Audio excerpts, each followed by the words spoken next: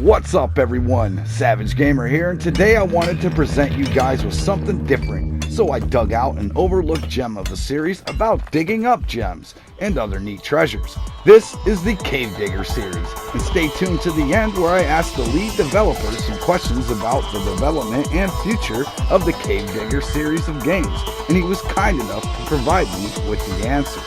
So why should you be playing these games, and what are they even about? Those and other questions will be answered in my Cave Digger, a retrospective video. Now, let's get this fucking show started.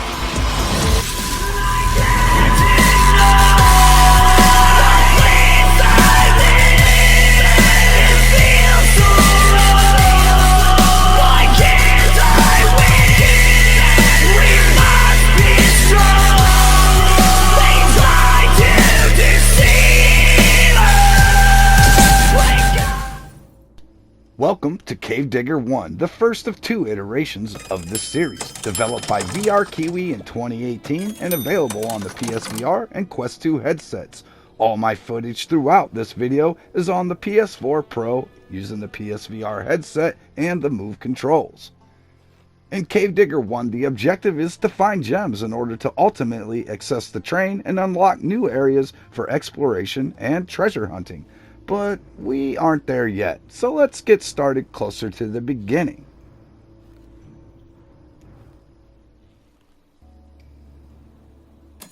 You'll need to be lowered into a mine shaft via elevator. With your trusty automatic pickaxe in hand, you are ready to pluck treasures from the depths of the earth. You'll uncover gems, rubies, emeralds, diamonds, and gold, which you'll also need to pick up and place into your chute before the elevator moves again. Otherwise, you'll lose all the loot remaining on the floor. With a constant timer running, the nature of the gameplay forces you to dig hard, recover your treasures quickly so that you can cash in on your work rather than lose it. Because once those safety gates close shut, whatever isn't picked up is gone for good.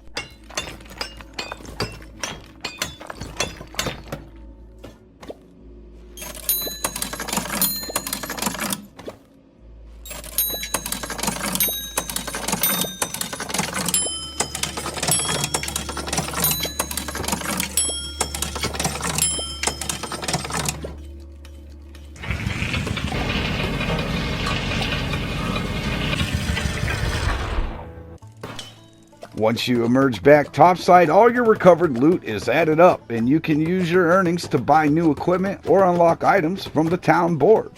You'll make several trips back down in order to get the amounts that you need to progress. And on top of precious gems, you'll also find some oddities on occasion, like this beloved mega hit of a classic, the E.T. Atari game, that somehow ended up buried. How strange. And you'll also find other strange artifacts as well, like xenomorph skeletal remains.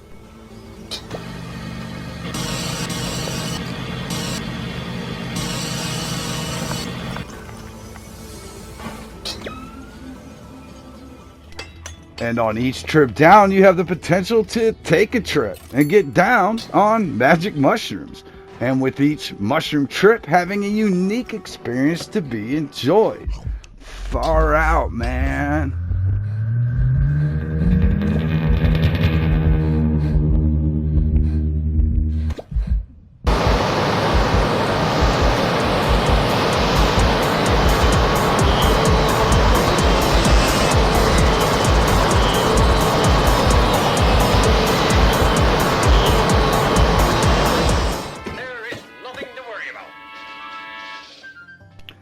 Now, as far as your equipment goes, you'll have your trusty automatic pickaxe, a bucket, a drill, a rock saw, and a radar scanner, as well as dynamite and a few other tricks, which I'll show you a bit later. Now, upon each shroom trip you'll also have the opportunity to grab one of these keys, if you're lucky that is, which you'll need to unlock the safe. It will require 4 keys total to unlock it. What's in the safe, you ask? Well, some mysteries are better left to find out for yourself. Now, once you've gathered enough gems and bought all the required equipment, you can unlock the train.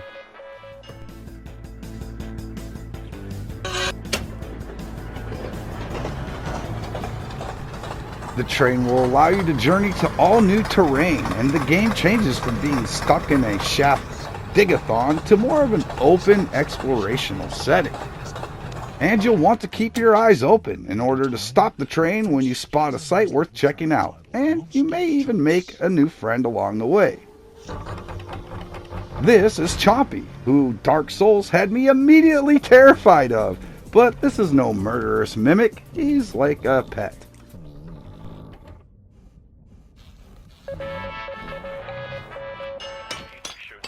With many new explorable areas to investigate, you'll be sure to find some insane valuable treasures awaiting for you.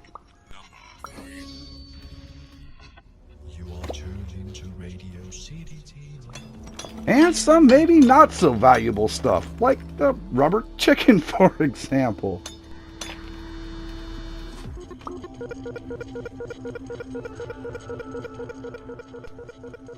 And with the scanner, drill, and bucket, you'll be able to dig for oil and make even more cash for yourself off that sweet liquid gold.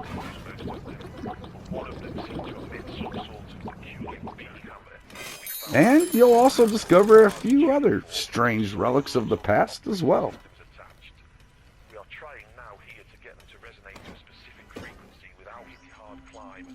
And by using the scanner and the rock saw, you'll be able to harvest those more fragile objects that you'd easily break by using the pickaxe.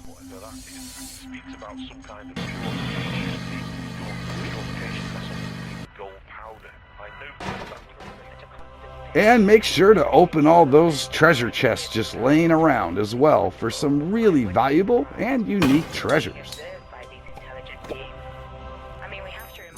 And remember when I said you'll have some other tricks as well? Well, if you manage to collect the Infinity Stones, you can do this. A projectile fist that pulverizes anything in its path. Pretty fucking cool, huh? Cave Digger started as just a shaft digging game, but then more and more updates like the train and new areas were given as free DLC, and I asked the lead developer Jacko Asakanian, as a small developer, what motivates you to continually provide new and interesting content for free? His reply was absolutely amazing.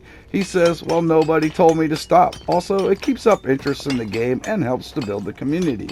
And with that, I couldn't agree more, and thankfully, we were given even more with Cave Digger 2.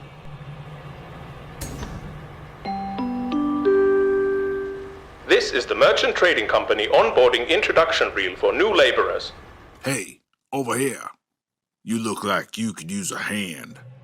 Pick up these here gloves and let's get going. Cave Digger 2, Dig Harder. Now that's better. Which completely scaled up the fun and action in almost every way. Looks like the drill tank caused a cave-in. That's no good.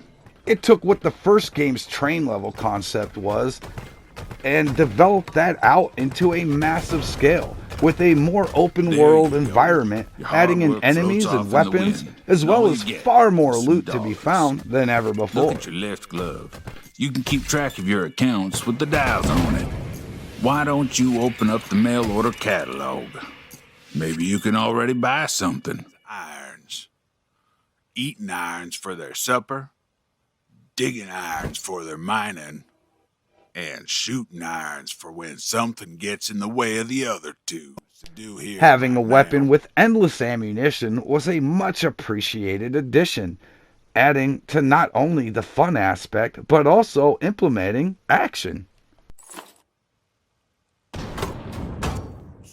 You'll be lowering yourself down into the caves this time by way of turning a hand crank. Pretty dark in these here caves.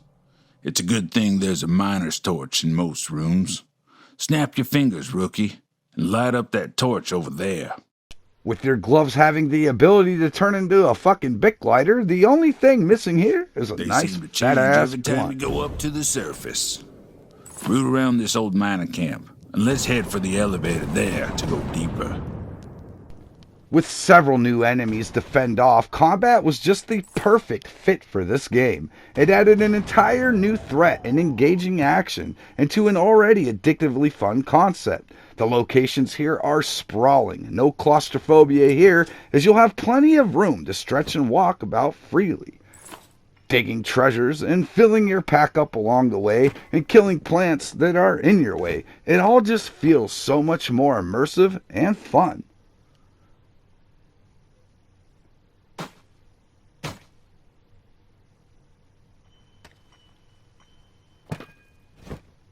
Now, the only drawback I found within both titles is some wonky tracking issues that, to be honest, did hinder my enjoyment on occasion. But can that be blamed on the game or the outdated moves from the PSVR?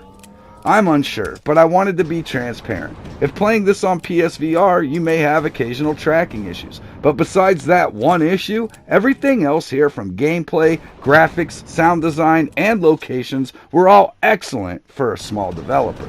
No, it's not AAA, but Cave Digger doesn't need to be. It accomplishes what it set out to do, that being to be an enjoyably fun game about finding buried treasures in an immersive, semi-open world landscape with an addictive game loop of find loot, use loot to upgrade shit, and have fun doing it. And that's exactly what is here for you. Nothing less, but possibly so much more.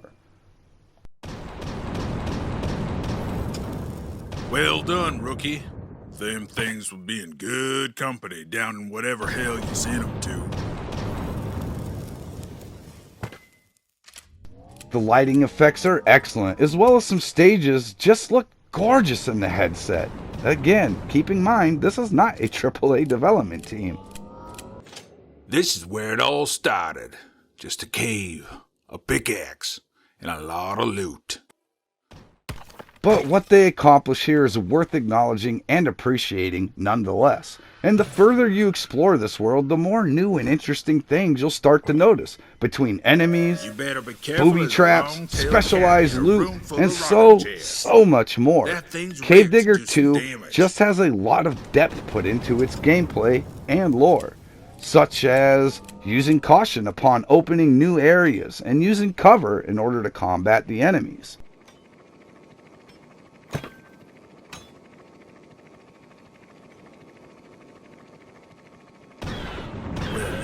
Busy like a one-legged man in an ass-kicking competition. Good job, rookie.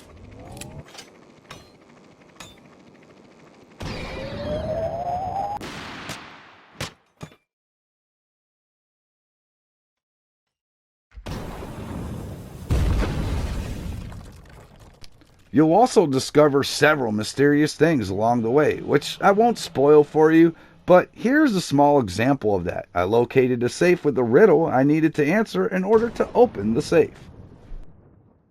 Light up that bonfire, won't you, rookie? My incorporeal ass is about to freeze. End of the line. Crack open that safe and let's go back up. I really love that added level of making me use my head meat in order to gain a reward system.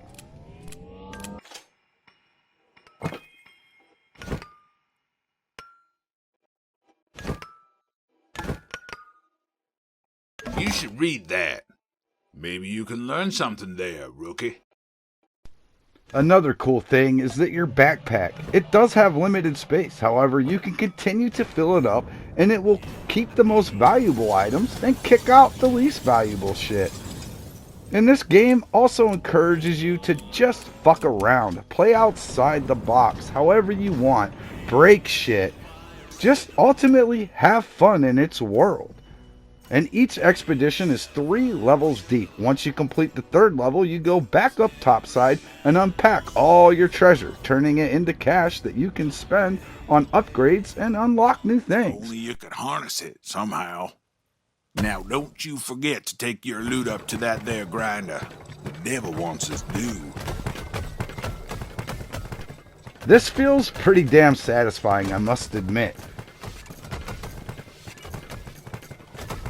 And now that you have some cash in your pocket, you can go and unlock things. New toys, equipment, or even new map locations.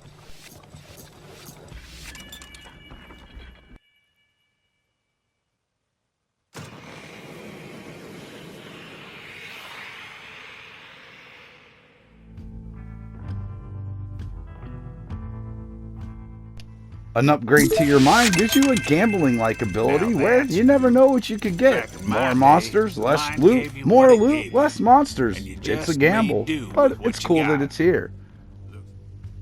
And each new area is sprawling. Just another open world environment with all new enemies and treasures and more for you to discover.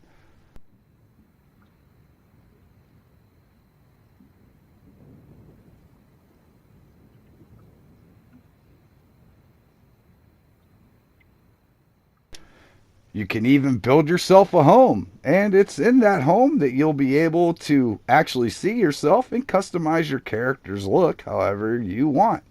Now, I was also fortunate enough to get to ask a few questions from Jocko, and I'd like to share that with you guys.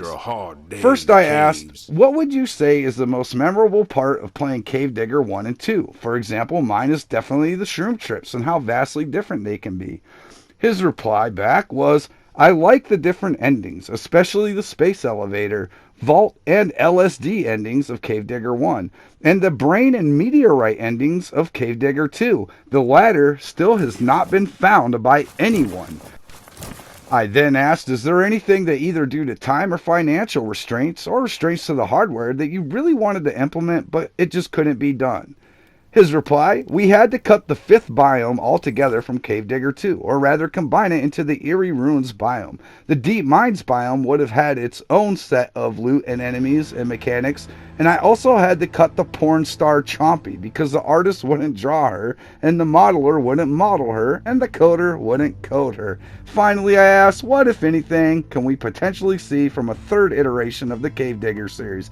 He replied simply, oh, you mean Cave Digger 3? Dig hard with a vengeance, sex, more drugs, and rock and roll. And with that, I just want to say thanks for watching. I hope you enjoyed this video. Until next time, have fun, stay savage, keep gaming. I'm out, y'all. Peace.